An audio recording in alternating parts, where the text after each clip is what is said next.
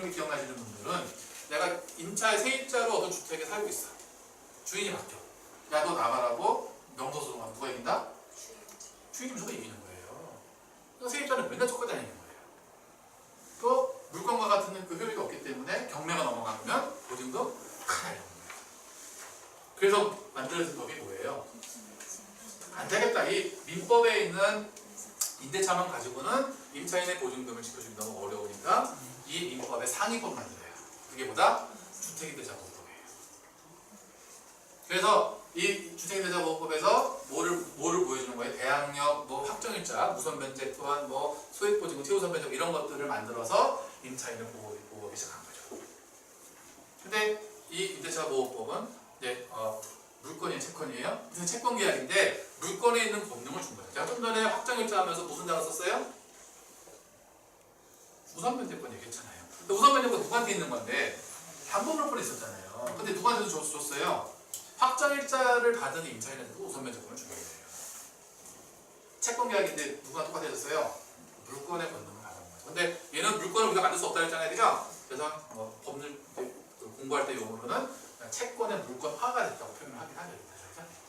그런 식으로 제도가 변경이 된 거예요, 그죠? 그래서 물건과 채권이 부딪히면 물건이 이기는 건 맞는 거예요, 그죠? 네. 그렇게 이해를 하시면 될 것 같고, 그 다음에 4페이지 가서 보시게 되면 어쨌든 물건과 채권의 개념을 다 알고 계셔야 될 것 같고, 그 다음은 이제 경매에 권리분석할 때 기초가 되는 거가 되는데 사실 어려운 건 아니에요. 통상 이제 뭐 이론적으로 말씀을 드릴 때 한 3가지 정도가 기본적으로 적용이 되고 있다고 말씀드리고 있는데, 첫 번째가 이제 말소주의, 소재주의라고 해요. 경매라는 게 뭐예요? 채권자가 채무자한테 받을 돈이 있어. 그래서 그 부동산이나 이런 것들을 경매를 집어넣는 거지, 그죠? 경매를 집어넣어서 채권자는 뭐를 받아요? 그 권리분석은 그 부동산의 순서를 매기는 일이라고 했어요, 그죠? 그 순서에 맞게 뭐를 줘요? 배당금을 주는 거예요. 그 배당금을 주니까 그 부동산에 있는 채권자는 돈을 받았으니까 어떻게 되는 거예요? 치워줘야 되는 거예요. 그죠? 말소돼요. 그래서 어떤 권리를 받더니 가장 순서가 빠른 것부터 순서대로 배당을 주는 거예요. 물건과 채권 이런 개념과 각 다음 주에 공부하실 각 권리들의 개념에 따라서 배당을 주게 되는 거죠. 그래서 제일 먼저 배당을 받는 녀석이 뭐가 되는 거냐면 말소기준 권리라고 하는 거예요. 근데 이거는 법에 있는 용어는 아니에요. 여러분의 경매 선배님들이 그냥 이런 용어를 써서 공부를 하고 권리 분석을 하고 계신다고 보시면 될 것 같아요. 그래서 이 말소기준 권리는 이제 표에 나와 있어요, 그죠? 7가지 정도가 될 수 있는데 한번 읽어볼까요, 그죠? 근저당권, 저당권, 가압류, 압류, 담보가등기, 경매개시, 일부 조건의 전세권. 요 7가지 중에서 가장 순서가 빠른 하나가 말소기준 권리가 되는 거예요. 아까 등기부 보셨잖아요. 각고 일부가 있어요, 그죠? 그 중에서 요 7가지를 찾아서 제일 빠른 하나가 말소기준 권리 되는 거고, 걔보다 순서가 늦으면 다 매각으로 소멸된다, 그죠? 소멸된다.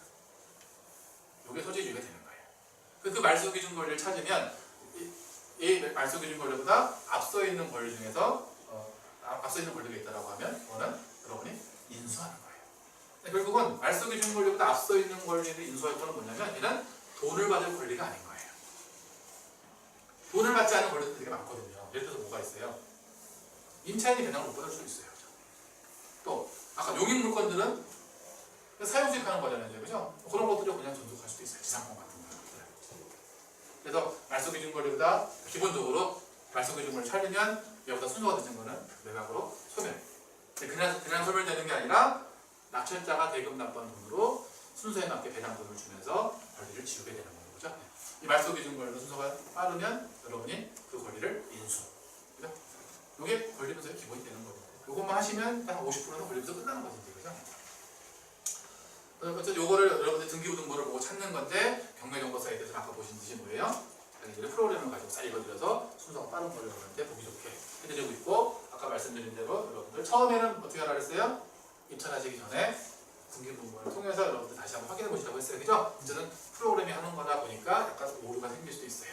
근데 그 잘못된 오류를 통해서 여러분이 낙찰을 받는다 하더라도 여러분한테 손해가 생겼다고 하면 책임 물어준다 안 물어준다? 안 물어준다, 그죠?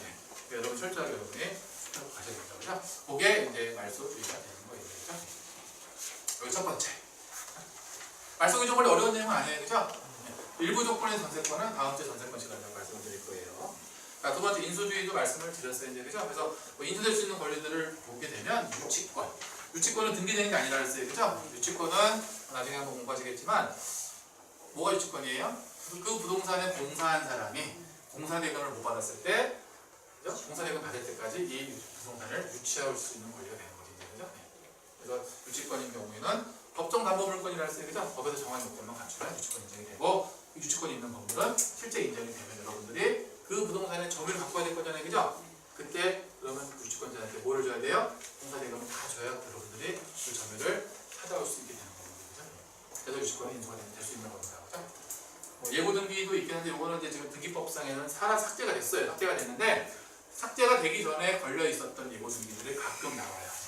나오는데 그냥 이거 물건이 많지 않기 때문에 이런 것도 있다 정도는 알고 계시면 될 것 같은데, 예고등기는 뭐냐면 어느 부동산에 소송이 걸려 있어요. 분쟁이 있는 거죠. 그렇죠? 그래서 분쟁이 걸려 있는 부동산을 여러분이 매수하시게 되면 어떻게 돼요? 여러분들도 분쟁에 휘말려요. 몰래 빠지는 거죠. 그래서 그런 거를 법원에서 여러분 예고등기 여러분이 하는 게 아니라 법원에서 옛날에 직권을 해줬던 거예요. 이 부동산에 있는 소송이 있으니까 조심하세요. 라고 경고등기로 줬던 예고등기인데 지금 등기법상에는 없어졌습니다. 그렇죠? 네. 근데 일부 남아있는 거는 등기법 없어지기 전에 설정되어 있었던 예고등기가 경매사건에 잠깐 나오는 경우도 있을 수 있다. 그렇죠? 세 번째는 이제 말소기준거래가 앞선 날짜로 등기부에 설정되어 있는 등기, 그죠? 전세권이나 지상권, 지역권, 가등기, 가처분, 판매등기 이런 것들이 여러분들이 인수할 수 있게 된다. 이게 되는 겁니다. 그리고 마지막으로 말소기준 권리보다 앞선 날짜로 대항력을 갖춘 임차인인데, 이 대항력은 나중에 임대차 보험에서 배우실 건데, 주택 같은 경우는 전입신고하고도 부동산을 점유하면 두 가지 모두를 갖추면 그 다음날 영시에 대항력이 발생되는 거예요.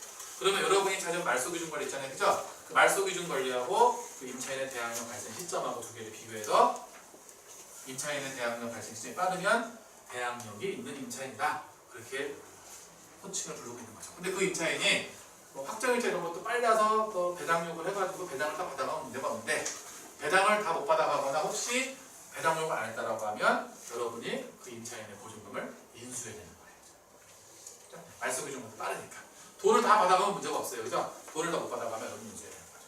그래서 임대차보호법에 여러분들이 우선 변제권과 최우선 변제권이 있는 개념이 있는데, 그걸 잘 배워서 임차인이 내가 이 정도 가격을 쓰면 얼마 정도의 배당을 받아갈 것이다. 이 공부를 조금 하셔야 인수냐 안 될 거냐를 좀 알 수가 있게 되는 거거든요. 그죠? 뭐 차차하게 공부하시면 되는 것들은 그런 개념만 알고 있으면 됩니다. 그래서 5페이지에 이제 그런 내용을 좀 정의를 해드렸어요. 그죠? 가운데 말소기준거리가 앞서면 인수, 그죠? 순서 얻으시면 말소가 된다. 그죠? 이게 원칙이에요. 그죠? 원칙이죠. 네. 아까 잠깐 전 시간에 말씀드린 것처럼 원칙이 있으면 또 모두 있다. 예외도 있더라. 그죠? 네. 그런 건 나중에 여러분들이 차근차근 또 공부를 해 나가시면 돼요. 그죠? 세 번째가 조금 어려워하시긴 하는 것 같아요. 잉여주의라는 개념이 있어요. 잉여주의. 이게 민사집행법 대리조인데, 여러분이 이제 그 경매를 공부하시게 되면 이 경매 절차에 관련된 그런 내용이 나와 있는 법이 무슨 법이냐면 민사집행법이에요. 민사집행법인데, 이 민사집행법 대기조에 잉여주의라고 하는 개념이 나와 있더라. 이렇게 보시면 될 것 같고요. 잉여주의는 뭐 쉽게 말씀드리면 뭐냐면, 경매를 신청한 채권자한테 배당금이 1원이라도 가야지만 그 경매 절차는 유효가 되는 개념입니다. 경매를 신청한 사람한테 배당금이 1원이라도 가지 않으면 그 경매는 취소가 될 가능성이 되게 높은 거죠. 그럼 여러분들이 어떤 물건을 입찰하려고 하면 그 물건을 찾아서 권리 분석하고 현장 가보고 시간과 비용이 들어가잖아요. 그죠? 근데 무잉여가 될 거를 여러분이 하셨다라고 하면 나중에 취소가 될 거니까 그 시간과 비용을 좀 버리게 되는 거잖아요. 그죠? 그래서 그런 차원에서 여러분들이 알고 있을 필요가 있다. 이런 개념이 되는 거고요. 잉여주의 개념은 이렇게 한번 설명을 드려볼게요. 그죠? 어떤 부동산에 근저당권 A가 1억 원이 있고,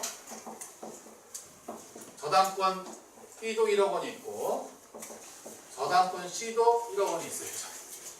근데 이 부동산에 경매를 신청합니다. 그죠? 누가 신청하냐면 C가 신청합니다. C가. 그죠?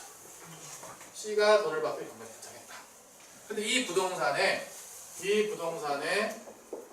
시세는 약 1억 8천이더라. 라고 하면 여러분 얼마에 낙찰받겠어요? 1억 3천. 1억 3천. 네. 너무 낮게 보시면 낙찰 못 받아요. 그죠? 뭐 1억 5천, 6천 정도 뭐 쓰실 것 같아요. 이제 그죠? 네. 그래서 만약 1억 5천이라고 가정을 하면 1억 5천 가지고 배당을 해야 될 거예요. 그죠? 그러니까 임차인 없고 등기부에 이런 순서가 있다라고 하면 1억 5천 가지고 배당해주면 누가 제일 먼저 받아간다고요? 얼마를 받아가요? 왜 1억을 받아가요? 1순위인데 뭐니까 얘는 담보물건이고 무슨 건등이 따졌어요? 우선 변제권이 따졌잖아요. 내가 다 받아가야 그 다음 순위가 받아가는 거예요. 1억을 받아가고 그죠? 그 다음에 얘는 5천만 원 남았잖아요. 5천만 원 주는 거예요 이제 그죠? 얼마 못 받는 금액은 5천만 원입니다. C는 4원인 거예요. 자 이런 케이스가 있다고 가정을 하면